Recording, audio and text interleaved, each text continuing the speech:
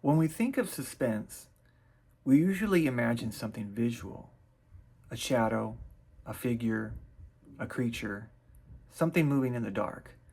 We tend to associate suspense with what we see. But something interesting happens when you remove visuals entirely. Suspense doesn't disappear. In many cases, it becomes stronger. And that raises a fascinating question. Why does suspense still work when there's literally nothing to look at? Why can tension exist without imagery?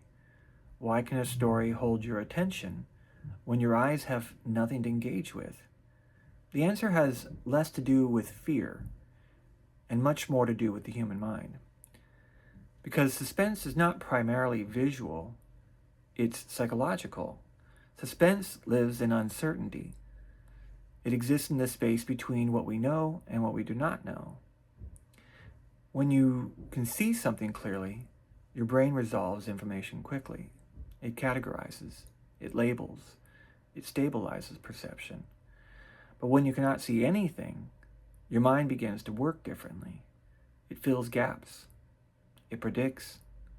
It imagines possibilities. And imagination is often far more powerful than observation. When visuals are absent, the audience becomes a participant. Instead of being shown an experience, they construct one internally. Every sound carries weight. Every pause becomes meaningful. Every piece of information feels amplified because there's nothing competing with it. No visual distraction, no competitive stimulus, just the mind interacting with uncertainty. This is why audio-driven storytelling can be so effective at creating tension.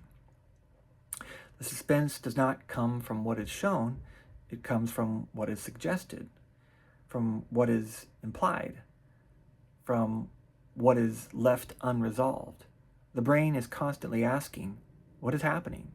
What does this mean? What comes next? And that questioning process is the engine of suspense. Not monsters, not danger, not visuals. Suspense is fundamentally about anticipation, about cognitive tension, about the experience of waiting for resolution.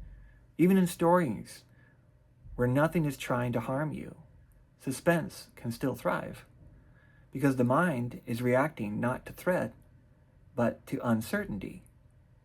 And uncertainty is one of the most powerful psychological forces in storytelling.